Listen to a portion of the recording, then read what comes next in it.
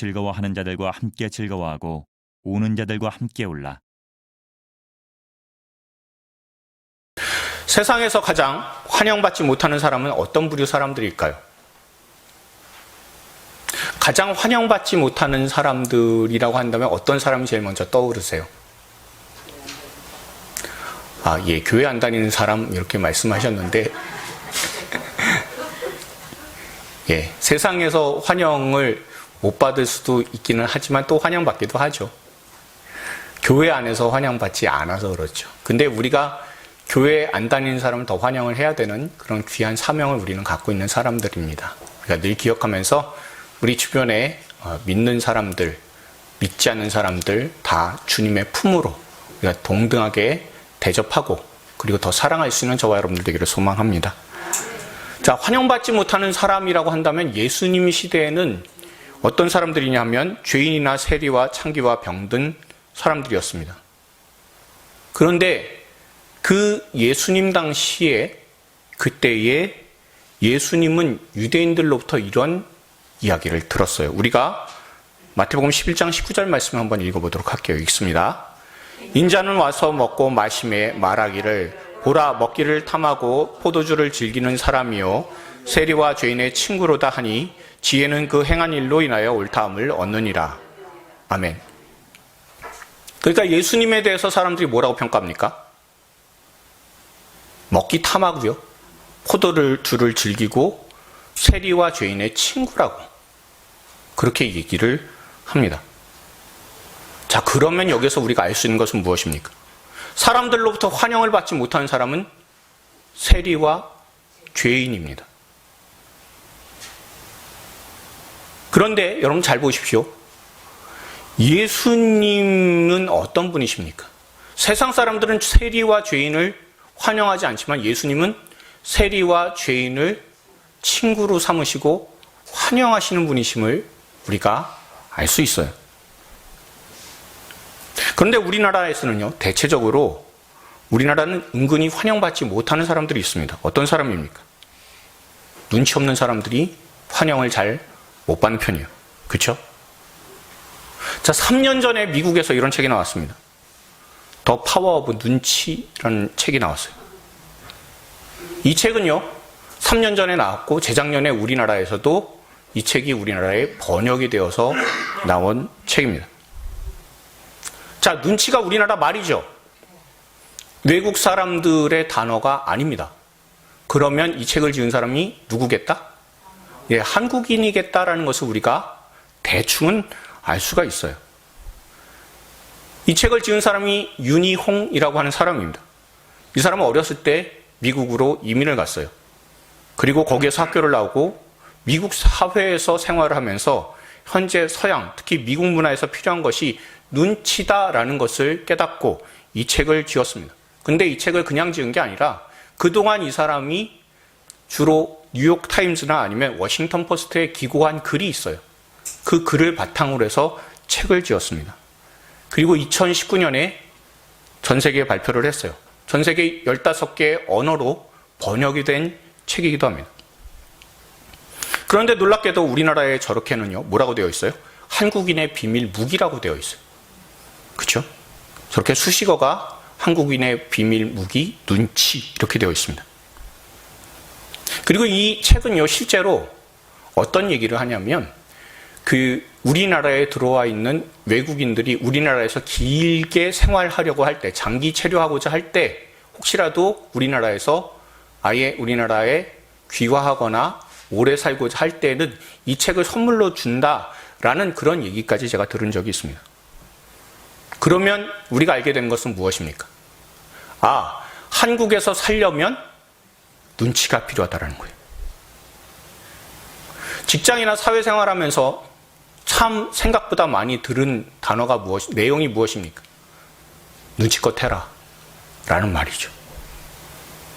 그리고 이 책에서도요, 눈치에 대해서 이렇게 얘기를 해요.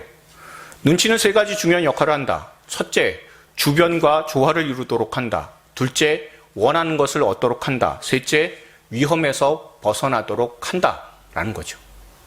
그렇게 3가지에 대해서 이야기를 하고 있습니다. 그러니까 눈치라는 것이 뭐예요?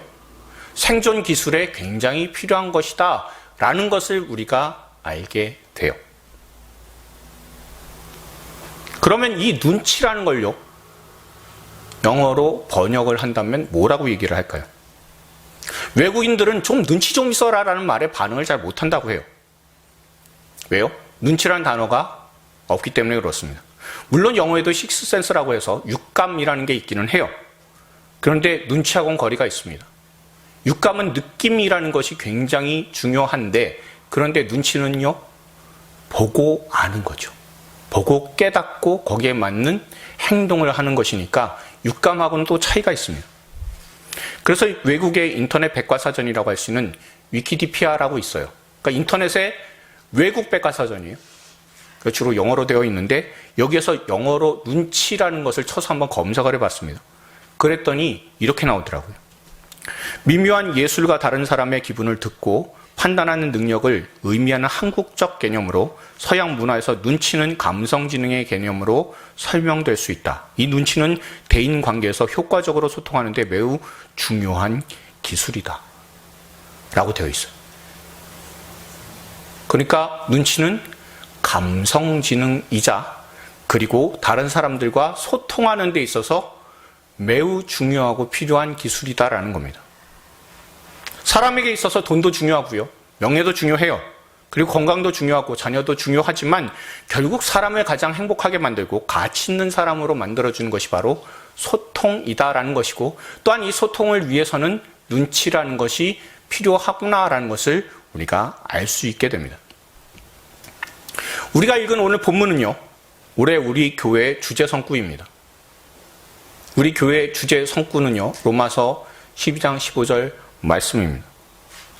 즐거워하는 자들과 함께 즐거워하고 우는 자들과 함께 울라라는 말씀이에요. 제가 이 앞에 우리 교회에 올해 현수막을 이렇게 붙여놨는데요.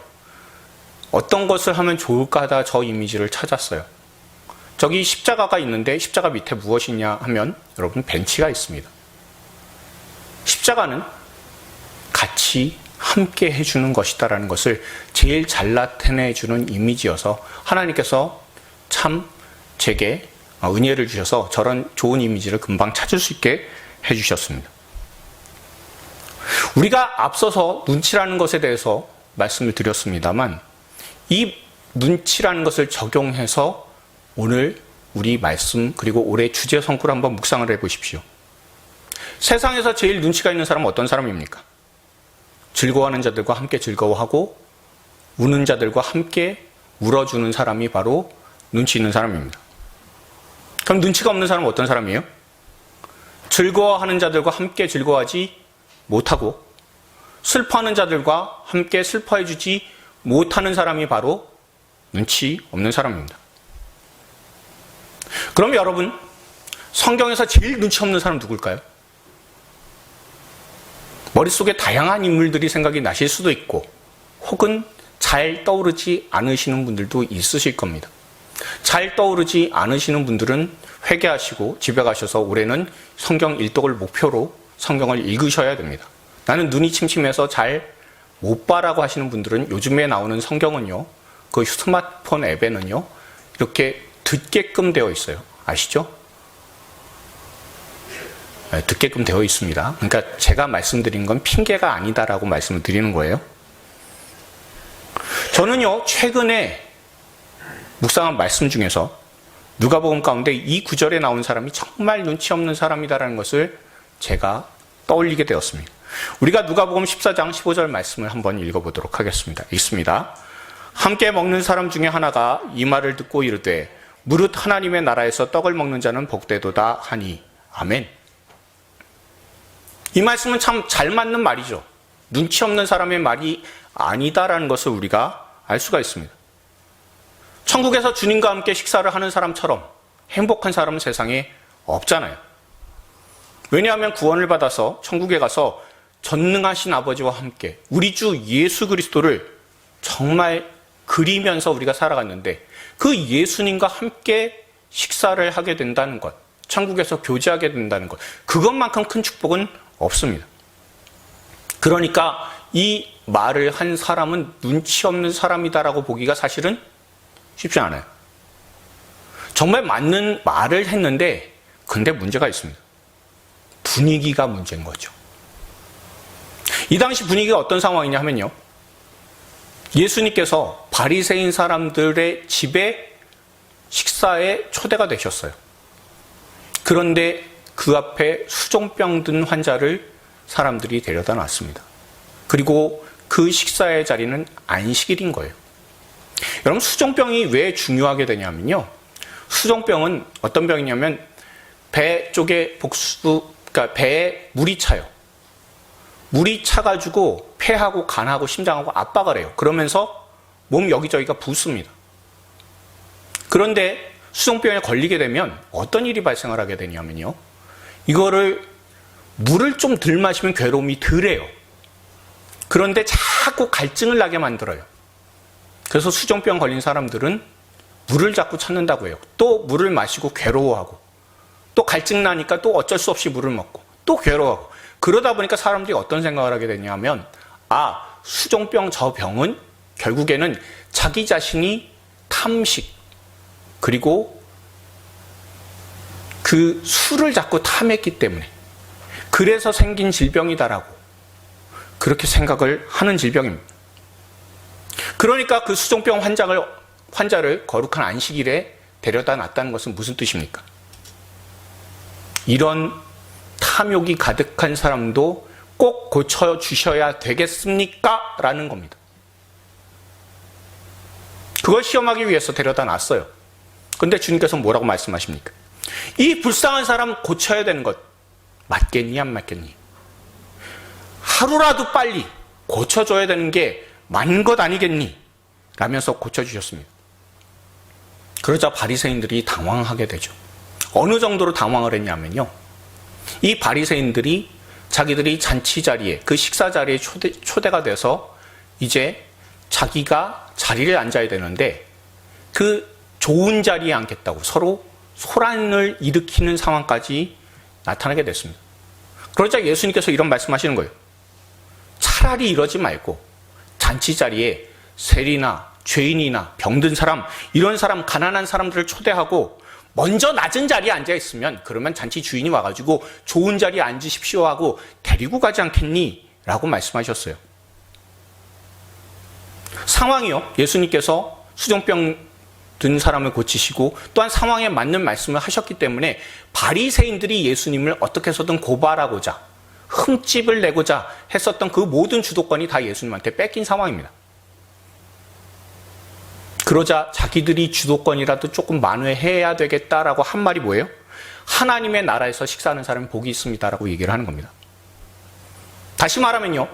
예수님께서 수종병 환자를 안식일에 고친 것도 마음에 안 들고 그리고 환자나 가난한 사람들을 잔치에 초청하는 것도 말도 안 된다며 트집 잡고자 하는 말입니다. 다시 말하면요. 자기들처럼 의로운 사람, 바리새인 율법교사 서기관들이 하나님의 나라에 들어가게 될 텐데 들어가지도 못할 저런 사람들 초청해서 무슨 소용이 있습니까?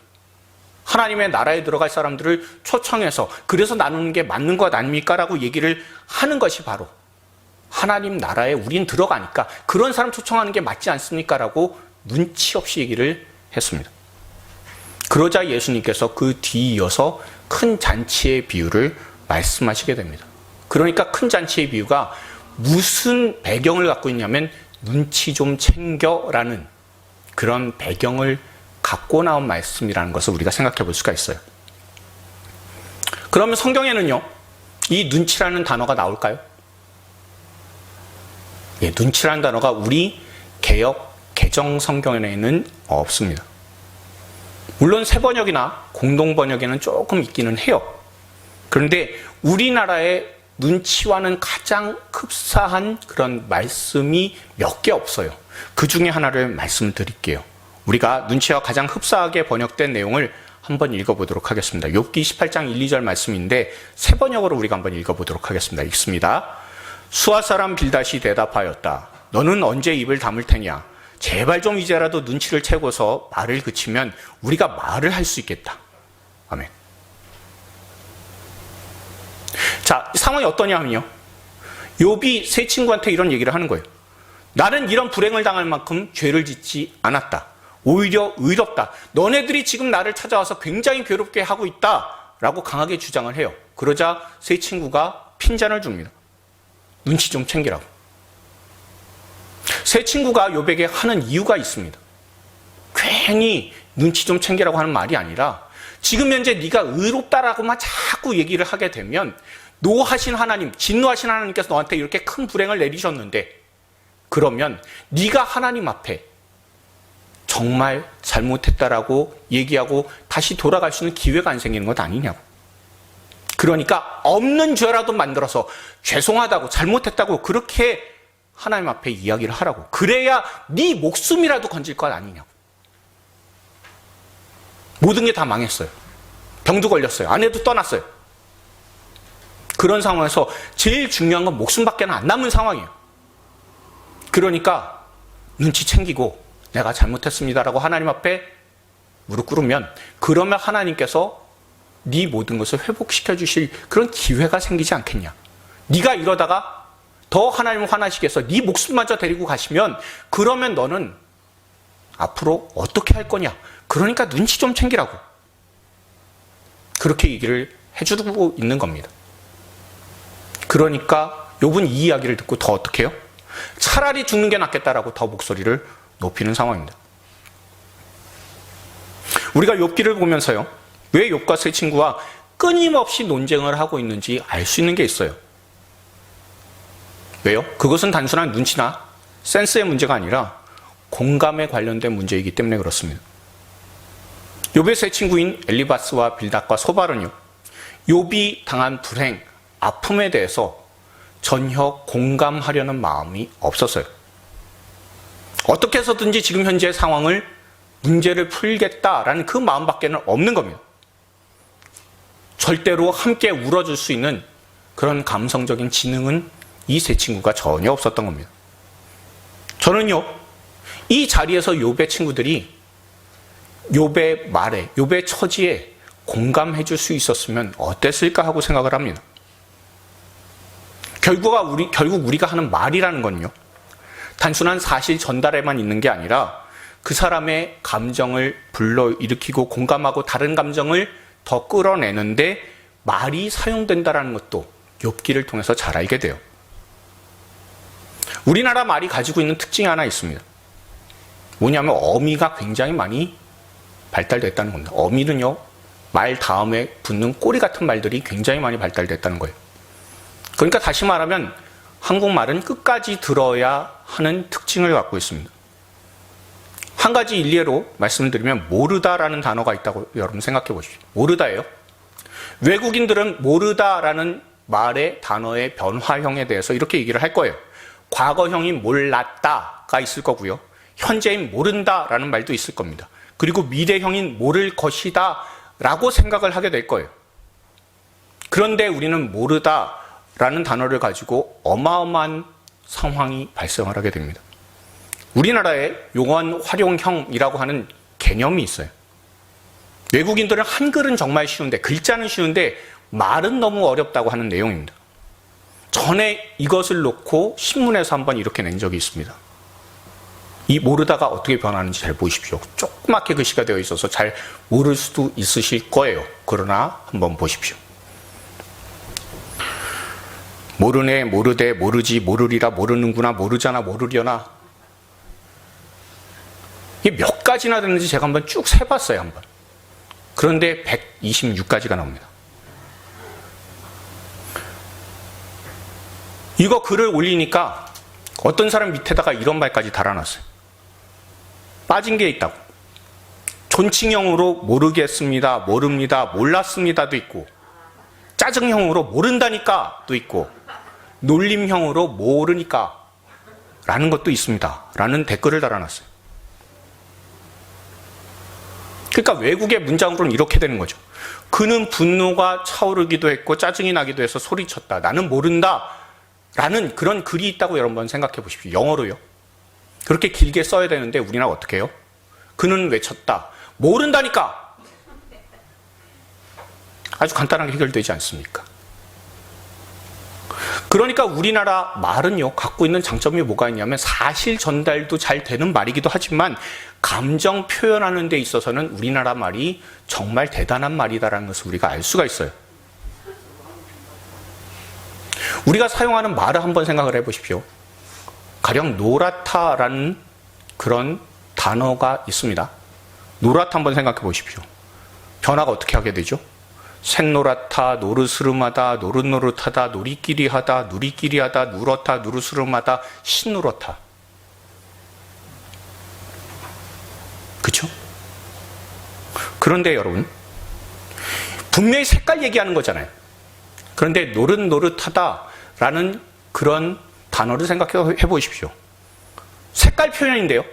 노릇노릇하다라는 그 단어를 떠오르면 이상하게 군침이 돌아요. 그냥 색깔 표현인데. 그리고 사람 표현을 할 때요. 사람 얼굴을 표현할 때 누렇다라고 얘기하면요. 분명 색깔 표현인데 어때요? 마음이 안쓰럽죠. 그 사람 얼굴 누렇게 떴어라고 얘기를 하면 정말 마음이 안타깝게 여겨지는 그런 상황입니다. 게다가 빨갛다라는 단어 한번 생각해 보십시오. 외국 사람들 제일 이해 못하는 게 뭡니까? 새빨갛다고 시뻘겋하죠. 그럼 뭐라고 번역해야 되죠? 그냥 말로 한다면 그냥 나지막하게 레드라고 얘기하고 크게 강조하고 싶으면 세게 레드라고 얘기해야 되는 걸까요? 그래야 시뻘겋게 되는 건가요? 물론 스칼렛이라고 하는 단어가 있기는 해요. 그런데 새빨갛다, 시뻘겋다 두 개 다 스칼렛으로밖에 번역이 안 됩니다. 새빨갛다라는 단어보다요, 시뻘겋다라는 단어를 생각해 보십시오. 그냥 색깔 표현이에요. 그런데 어때요?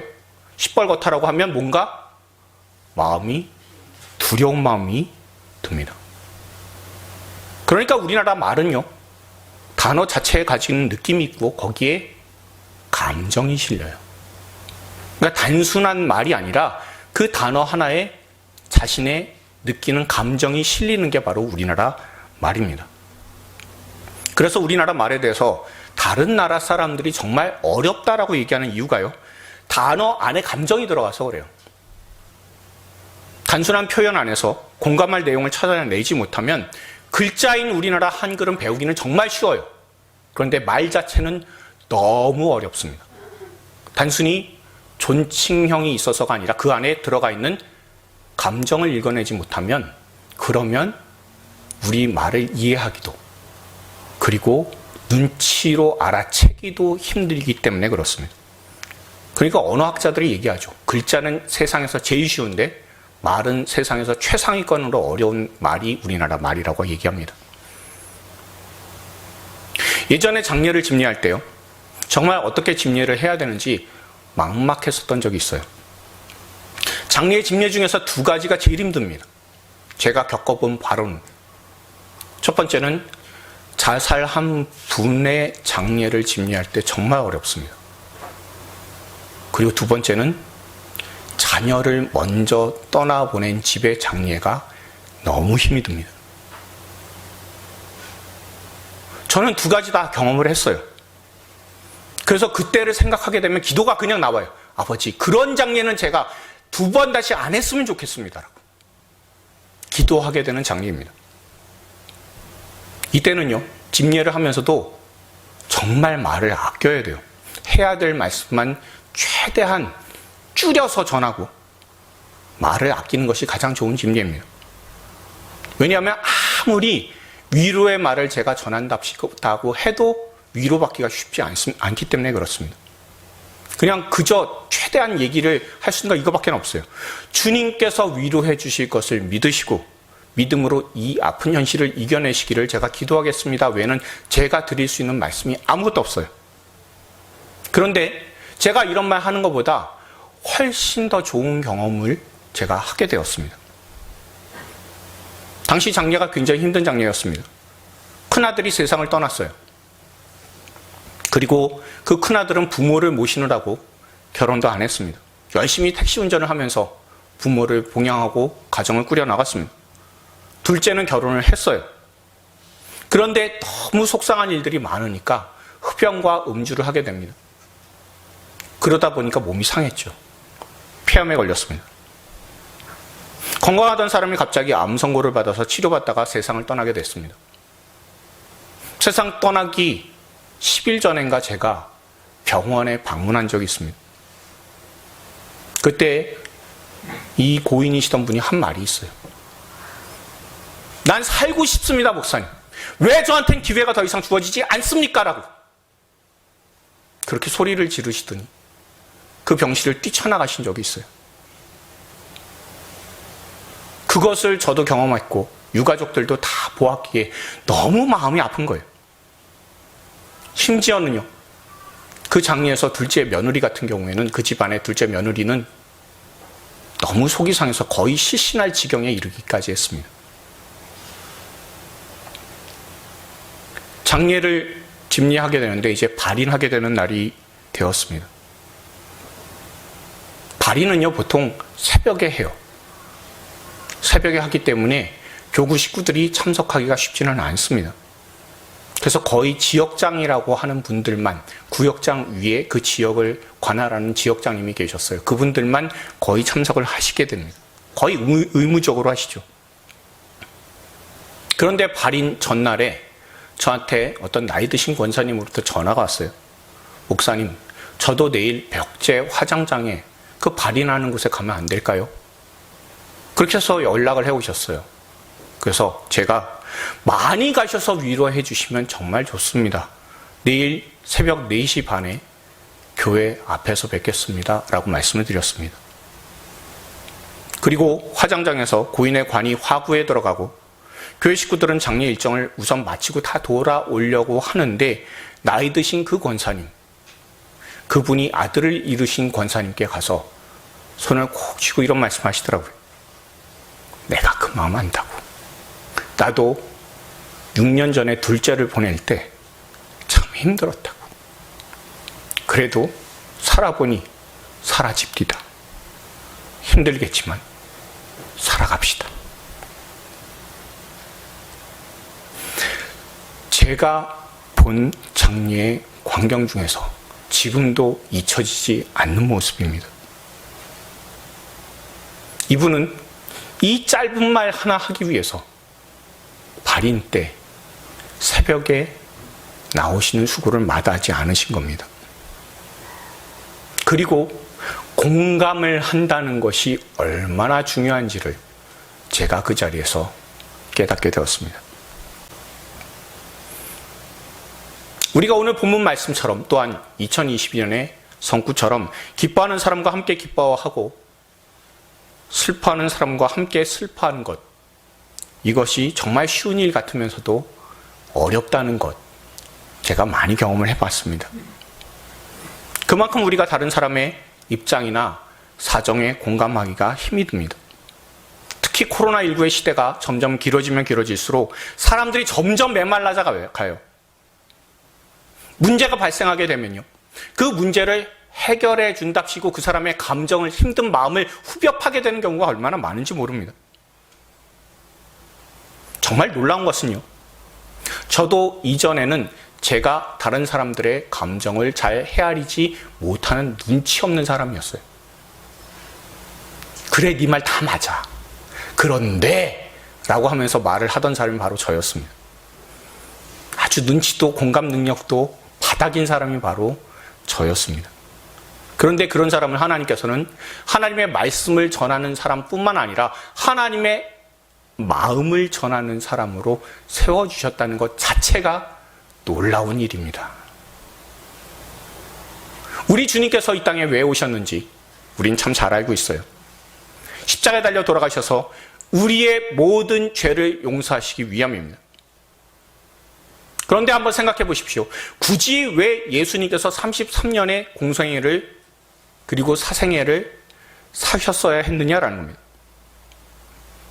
마귀가 유혹한 것처럼 성전 높은 곳에서 어느 날 갑자기 뚝 떨어져서, 그래서 내가 너희를 구원할 구세주자라고 얘기를 하시고 그리고 십자가에 바로 돌아가시게 되면, 그러면 예수님께서 33년을 우리와 함께 사셨던 그런 수고를 안 하셔도 되는 거잖아요.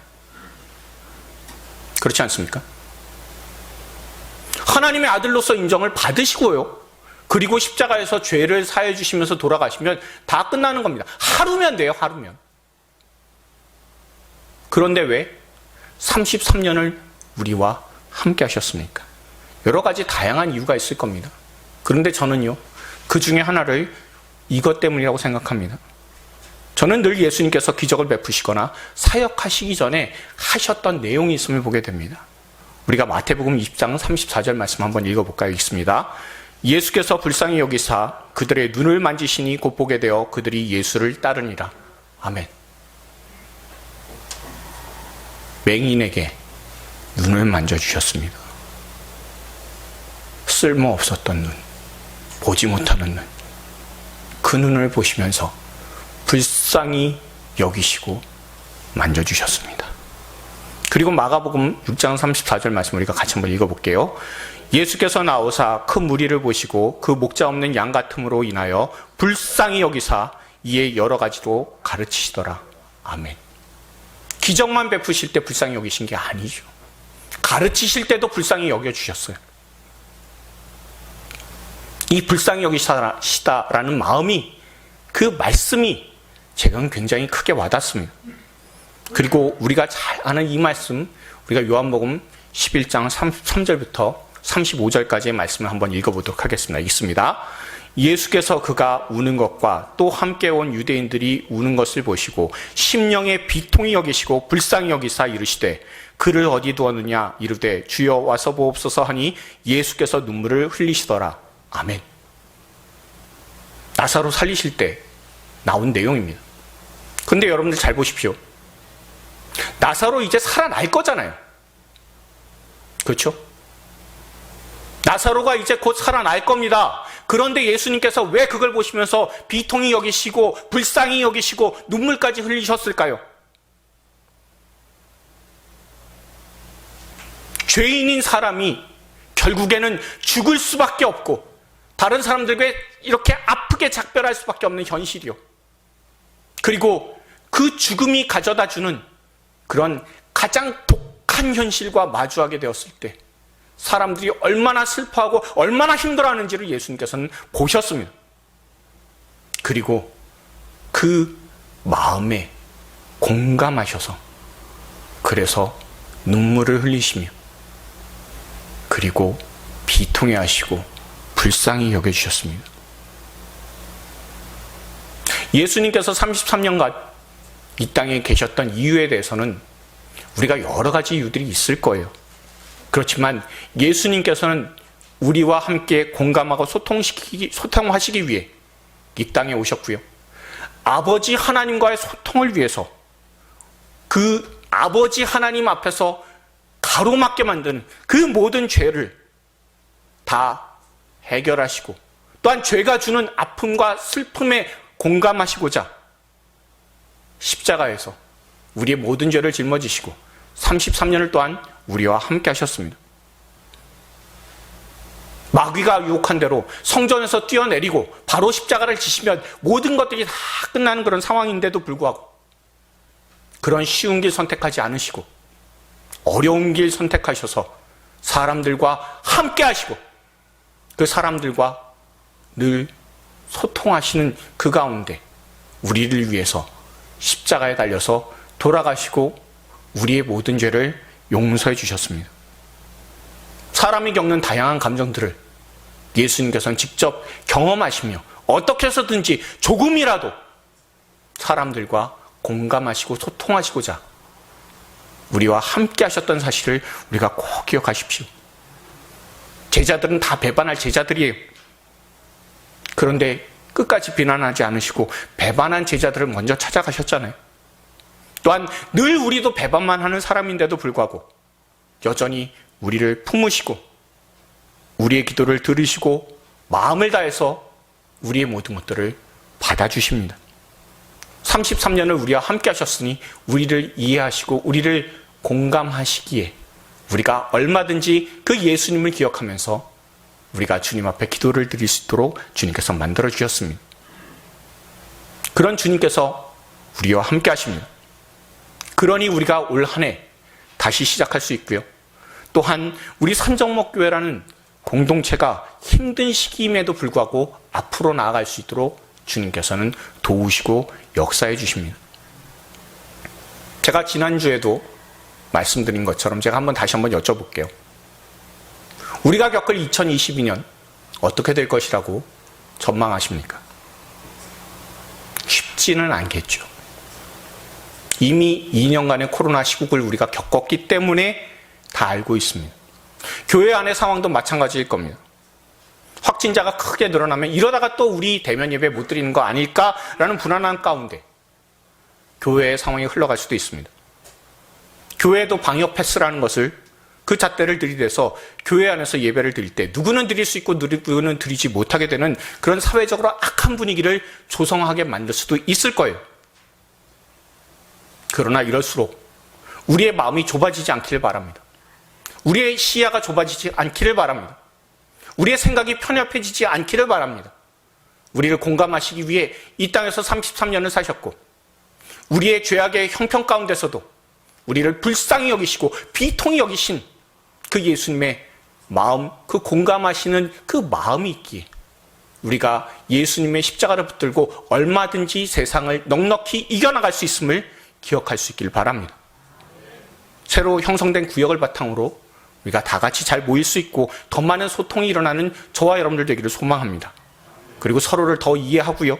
또한 서로의 사정에 공감하며 돌아보는 산정목교회가 되어서 이 땅에 우리와 공감하러 오신 예수님처럼 우리도 주님의 마음을 닮아가서 한 마음으로 함께 믿음의 길을 걸어가는 믿음의 공동체가 다 될 수 있기를 주님의 이름으로 축원드립니다. 다 같이 다짐하면서 우리가 이렇게 서로에게 이야기를 하시면서 힘을 주실 수 있길 바랍니다. 제가 마음을 다해 함께 웃어드리고 함께 울어드리겠습니다.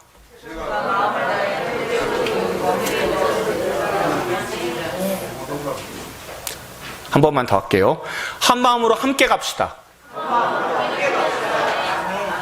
그 마음으로 우리가 2022년 더욱더 하나 되는 공동체가 될 수 있기를 주님의 이름으로 소망합니다.